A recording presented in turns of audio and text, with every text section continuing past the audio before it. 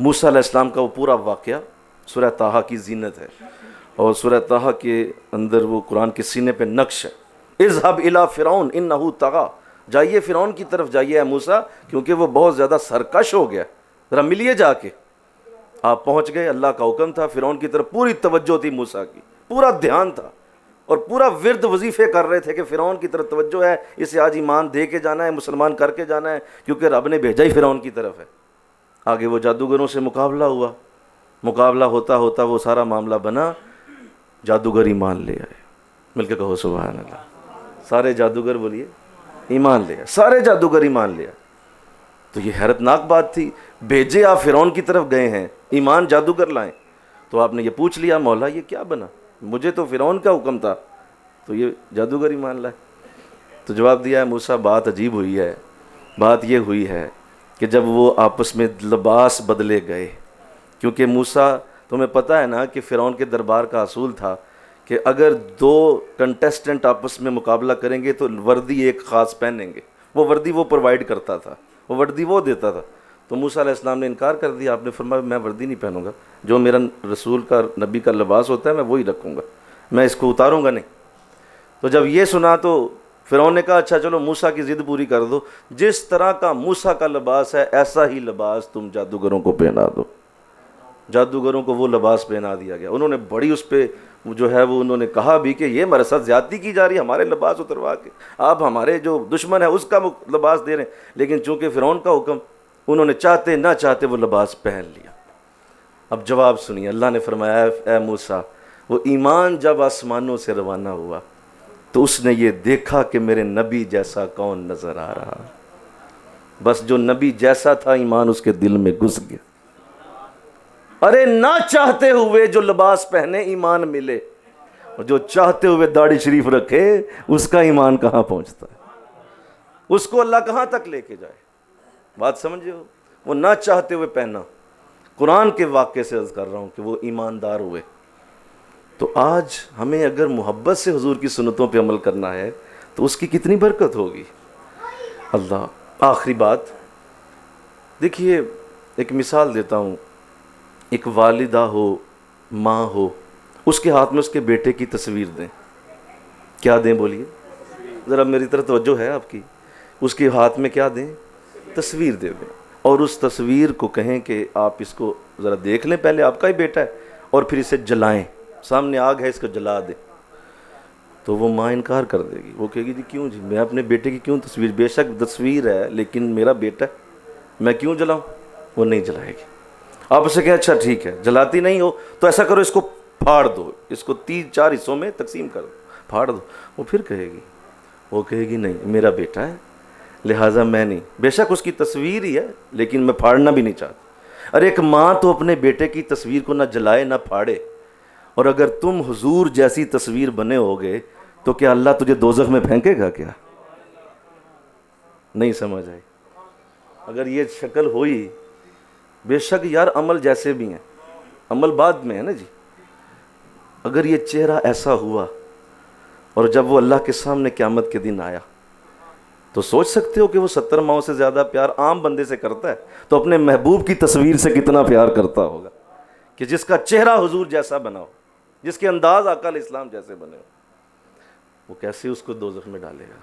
کوئی مجھے اس کا جواب تو دے دے، کس طرح ڈالے؟ وہ کہے گا نہیں بے شک عمل کیسے ہیں یار، وہ میرے رسول جیسا نظر آ رہا ہے یار، اس کا انداز میرے نبی جیسا ہے، چلو بعد میں دیکھتے ہیں اعمال بعد میں۔ ارے وہ تو اتنا کریم نبی ہے، اتنا کریم نبی ہے کہ آقا علیہ السلام فرماتے ہیں کہ قیامت کے دن ایک شخص جب رو رہا ہوگا، اس کو نامہ اعمال کے اندر برائیاں دیکھ کر دوزخ کے فرشتے کھینچ رہے ہوں گے، تو میں اس کے پاس پہنچ جاؤں گا اور اپنے جیب سے ایک کاغذ کا ٹکڑا نکال کے نیکیوں کے پلڑے میں رکھ دوں گا۔ جو ہی وہ نیکیوں کے پلڑے میں کاغذ کا ٹکڑا رکھا جائے گا تو وہ نیکیوں کا پلڑا بھاری ہو جائے گا، اور فرشتے اسے چھوڑ دیں گے اور کہیں گے یہ تو جنتی ہو گیا، جا بھائی تو جنت میں۔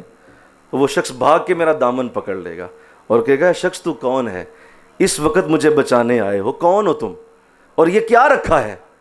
تو آپ فرماتے ہیں میں اسے بتاؤں گا کہ میں تیرا رسول ہوں، اور یہ وہ ایک درود ہے جو تو نے دنیا میں مجھ پہ محبت سے پڑھا تھا۔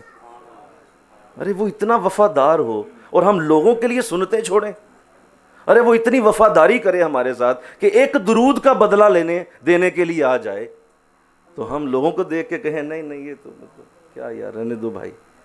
اور یہ سنت، یہ سنت ایک بال، آقا علیہ السلام نے فرمایا یہ سنت 1,24,000 نبیوں کی مشترکہ سنت، ہر نبی نے رکھی ہے، ہر ولی نے رکھی ہے، اور ایک بال کے ساتھ 1,24,000 نیکیاں، تو ذرا ملٹیپلائی کرو کتنے بال ہیں، یہ روزانہ تیرے نامہ اعمال میں لکھی جا رہی۔ لوگ معمولی سمجھتے ہیں، لوگ گٹروں میں بہا دیتے ہیں، ایسے روزانہ صبح کے رج کے اس کو کوچ موچ کر کے پھینک دیتے ہیں گٹر میں، اور کہتے ہیں ہم بڑے آج، یہ بھائی کیا کر رہے ہیں آپ؟ عمل جو ہے وہ بیٹا بعد میں ہے، تمہاری شکل دیکھ کر نظر آئے گا کہ اللہ کس طرح فیصلہ کرتا ہے۔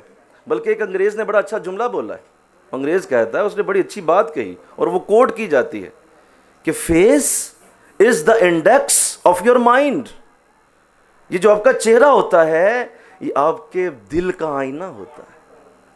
نہیں سمجھے؟ یہ دل کو شو کرتا ہے، تمہارا دل شو ہوتا ہے چہرے سے۔ وہ ایک شاعر تھا نا بے دل، تو وہ بڑی اچھی شاعری کرتا تھا، اس کو ملنے کے لیے اس کا ایک دوست آ گیا ایران سے، وہ فارسی کا شاعر ہے، یہ بڑی اچھی شعر لکھتا ہے، تو اس کو ملنے کے لیے آ گئے، تو وہ اتفاق سے اس وقت شیو کروا رہا تھا۔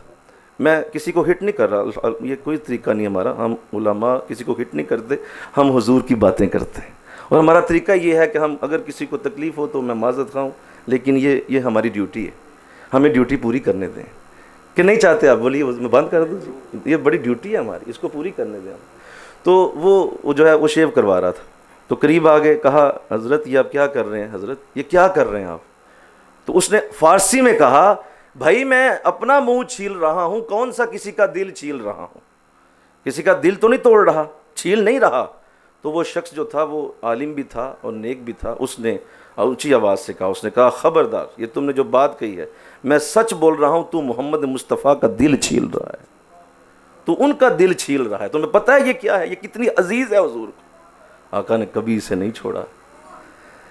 لہٰذا یہ بڑا پیارا طریقہ ہے حضور کا، اور جب ہم اس پہ عمل نہیں کریں گے اور اس طرح کے انداز نہیں بنائیں گے تو میرے بچوں، میرے بھائیوں، حضور کو میلادوں کی ضرورت کوئی نہیں ہے، ان پھولوں کی آقا کو ضرورت بولیے، جس کے سر پہ ورفعنا لک ذکرک کا تاج اللہ نے پہنایا ہو، جس کا خدا ہی اس کے لیے کافی ہے، میری اور آپ کی حاجت کیا ہے؟ ہمیں حضور یہ چاہتے ہیں کہ تم میرے جیسے بنو تاکہ اللہ کی بارگاہ میں سرخرو ہو جاؤ، بڑے بن جاؤ، اور تم اس وقت جب میں وہاں کھڑا ہوں گا اور تمہارے سامنے آ جاؤں گا، آج بھی کل بھی میں نے ایک جگہ عرض کیا کہ حضور اسلام کی بارگاہ اتنی بڑی ہے کہ ایک ہلکا سا سانس بھی اونچا لیا جائے تو سارے اعمال برباد ہو جائیں، تو کیا حضور کی روز ایک سنت قتل کر دی جائے؟ ایک سنت کو روز قتل کر کے آپ سمجھیں کہ یہ کچھ کوئی بے ادبی نہیں ہو رہی، بہت بڑی بے ادبی ہے بھائی، تم سوچو تو صحیح، دھیان تو کرو، تم براہ کرم براہ محبت دیکھو تو صحیح کتنی بڑی ہے کہ محمد سے وفا تو نے، مل کے کہو سبحان اللہ۔ علامہ اقبال کی ساری شاعری کا نچوڑ، رس، ساری شاعری کا جوس یہ شعر ہے کہ محمد سے وفا، کی خدا سے وفا نہیں کہا، کہ محمد سے وفا تو نے تو ہم تیرے ہیں، یہ جہاں چیز ہے کیا لوح قلم تیرے ہیں۔ یہ محمد سے وفا کیا ہے، کیا دے سکتے ہیں ہم انہیں؟ یارو ان جیسے ہی بن جاؤ، ان جیسے ہی بن جاؤ، کیا دے سکتے ہو؟ ان جیسے بنو گے تو یہ وفا ہی وفا ہے تمہاری، اس سے آگے کیا کرنا؟ تو بڑی خوبصورت سنتوں کے معاملات میں جو سنتیں ہیں، ایک تو یہ ہے، دوسرا آقا علیہ السلام کو مسواک بڑی پسند ہے، اللہ توفیق دے، مسواک شریف حضور کو بڑی پسند، اور اب تو ٹوتھ پیسٹ کا دور ہے، ٹھیک ہے لوگ ٹوتھ پیسٹ بھی کرتے ہیں، لیکن مسواک شریف یہ حضور کا طریقہ ہے، اور میں ایک مسواک شریف کرنا اس قدر پسندیدہ، ارشاد فرمایا جو مسواک کرتا ہے اللہ ایمان والی موت عطا فرمائے گا۔ جو مسواک کرتا ہے، یہ حدیث سنو، جو مسواک کرتا ہے اس کی عورتوں کو، ان کے گھر کی عورتوں کو اللہ بد نظری سے محفوظ کر لیتا ہے، اس کی عورتوں کی طرف کوئی اٹھا نہیں سکے گا نظر جو مسواک کرنے والا ہو۔